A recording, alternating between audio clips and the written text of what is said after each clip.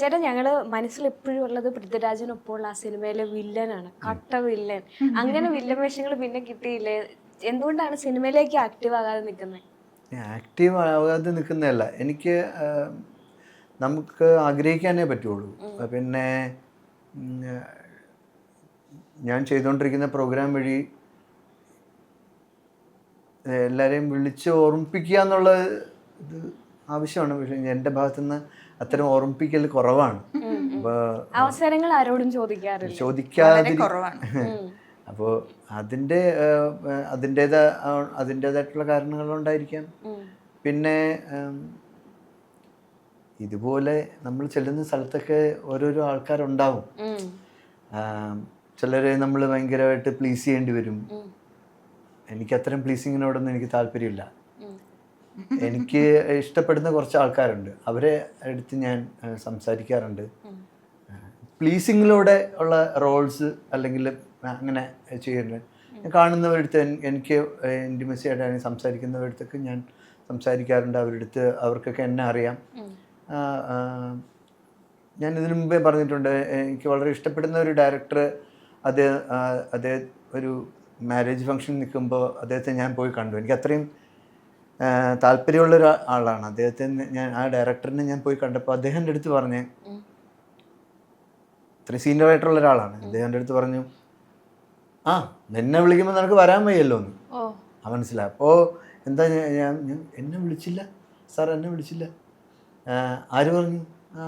വർക്കിന് വേണ്ടിയിട്ട് വിളിച്ചപ്പോഴത്തേക്ക് തിരക്കാണ് എന്ന് പറഞ്ഞു.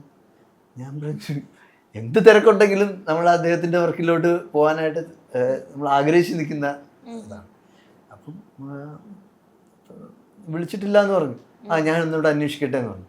അപ്പം ആരെയാണോ വിളിക്കാൻ വേണ്ടിയിട്ട് നിയോഗിച്ചത് അയാൾ വിളിച്ചില്ല. അവര് വിളിക്കുന്നത് മറ്റ് ചിലപ്പോൾ അവർക്ക് അതിൽ നിന്ന് വേറൊരാൾ ചിലപ്പോൾ അവർക്ക് നമുക്ക് കിട്ടുന്ന എമൗണ്ടിൽ നിന്ന് ചിലപ്പോൾ അവർക്ക് ചിലപ്പോൾ കൊടുക്കുന്നുണ്ടാവാം. എനിക്ക് അത്തരം കാര്യങ്ങളോട് ഇടനില നിന്ന ആള് എത്തിച്ചില്ല എന്നുള്ളതാണ്. അത്തരം കാര്യങ്ങൾ സ്ഥിരമായിട്ട് നടക്കുന്നുണ്ടാവും. അതൊരു കാസ്റ്റിംഗ് കൗച്ച് പോലത്തെ ഒരു പരിപാടി അല്ലേ? അപ്പം ഇനി അവസരങ്ങൾ ചോദിച്ചു നോക്കും ആൾക്കാരോട്. ഇല്ല, ഞാൻ കാണുന്ന എനിക്ക് അറിയാന്നുള്ള അല്ലെങ്കിൽ അത്തരം ആൾക്കാർ ഡയറക്ടേഴ്സിൻ്റെ അടുത്തൊക്കെ ഞാൻ സംസാരിക്കുമ്പോഴത്തേക്ക് വരാറുണ്ട്. സിനിമയിൽ സുഹൃബന്ധങ്ങളില്ല. എനിക്ക് എല്ലാവരെയും ഇഷ്ടമാണ്, എല്ലായിടത്തും സംസാരിക്കാറുണ്ട്. അങ്ങനെ ഒരു സുഹൃത്ത് വലയം, ഒരു ഗ്രൂപ്പ്, അങ്ങനെ ഒരു ഗ്രൂപ്പിൽ ഞാൻ ഇതുവരെ ഭാഗമായിട്ടില്ല. എല്ലാവരും ഹൈ ബൈ മാത്രമേ. പിന്നെ ഞാൻ എന്താണ് മറിമായം പ്രോഗ്രാമിലുള്ള അവരൊക്കെ ഫാമിലി പോലെയാണ്. അവരുമായിട്ടൊക്കെ എപ്പോഴും നല്ല അടുപ്പമുണ്ട്, കാണാറുണ്ട്, സംസാരിക്കാറുണ്ട്. പിന്നെ ബാക്കിയുള്ളവർക്ക് ഇങ്ങനെ മീറ്റിംഗ് ഒക്കെ വരുമ്പോഴത്തേക്ക് കാണാറുണ്ട്, മൂവിയുടെ വർക്കൊക്കെ വരുമ്പോഴത്തേക്ക് അങ്ങനെ സംസാരിക്കണം. പിന്നെ സ്ഥിരം ഒരു ഗ്രൂപ്പ് എനിക്കില്ല. പക്ഷെ സ്നേഹം സംബന്ധിച്ചിട്ട് സ്നേഹൻ്റെ ഞാൻ പോകുന്ന എല്ലാ സെറ്റിലും വരാറുണ്ട്. ആ കാര്യം എല്ലാവരെയും അറിയാം. അപ്പോൾ അവരുമായിട്ടൊക്കെ ഒരു സൗഹൃദം സ്ഥാപിക്കാനും, അല്ലെങ്കിൽ സൗഹൃദം സ്ഥാപിക്കാന്നല്ല, സുഹൃത്തുക്കളാണ് എല്ലാവരും സ്നേഹം സംബന്ധിച്ചിട്ട്. അതുകൊണ്ട് എനിക്ക് വലിയ ഒരു പ്രത്യേകമായിട്ട് സുഹൃത്തുക്കളെ ഉണ്ടാക്കേണ്ട കാര്യമില്ല.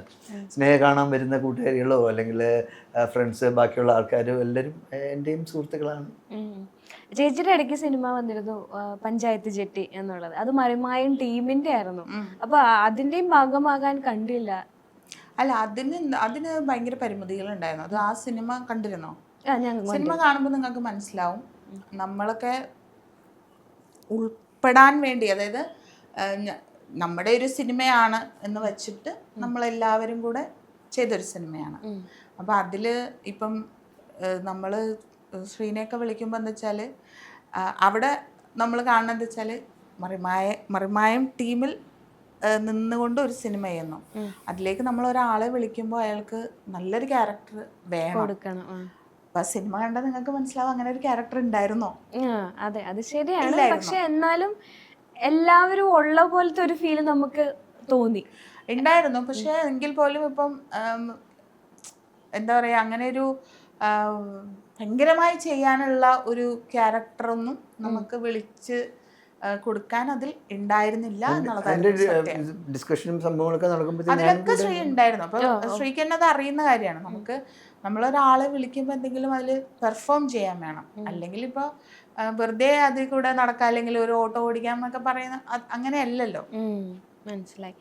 ഈ സംഭവത്തിന് ശേഷം ബാലുചേട്ടനുമായിട്ട് കോണ്ടാക്ട് ചെയ്യോ, അല്ലെങ്കിൽ ബാലുചേട്ടൻ്റെ ഇപ്പോഴത്തെ സിറ്റുവേഷൻ എന്താണെന്ന് അറിയോ, എന്തെങ്കിലും ചെയ്തിരുന്നു? ഓ, പുള്ളിക്ക് ഒരു കുഴപ്പമില്ല, അവിടെ അങ്ങനെ ഡെയിലി വിളിക്കാറുണ്ട്, ഡെയിലി. മുമ്പ് ഈ നിങ്ങൾ എപ്പിസോഡൊക്കെ അല്ലെങ്കിൽ പ്രോഗ്രാം നടക്കുന്ന സമയത്തൊന്നും ഞങ്ങൾ അധികം കോണ്ടാക്ട് ചെയ്യുന്നത്, അവിടെ നിൽക്കുകയല്ലേ, അപ്പോൾ കാണാറുണ്ട്, നേരിട്ട് കാണാറുണ്ട്. ഇപ്പൊ കാണാത്തത് കൊണ്ട് ഞങ്ങൾ ഡെയിലി രാത്രി വിളിക്കും, രാത്രി എന്നും വിളിച്ച് സംസാരിക്കും, കാര്യങ്ങളൊക്കെ പറയും, പുതിയ പ്രോജക്റ്റുകളെ കുറിച്ചിട്ടൊക്കെ സംസാരിക്കും. പുള്ളി ഒരു ട്രാൻസ്ഫോർമേഷൻ ഒക്കെ നടത്തി ജയിച്ചൊക്കെ കുറച്ച് നല്ലൊരു ഇതായിരുന്നു, നല്ല കുറച്ചുകൂടെ സെറ്റപ്പായി.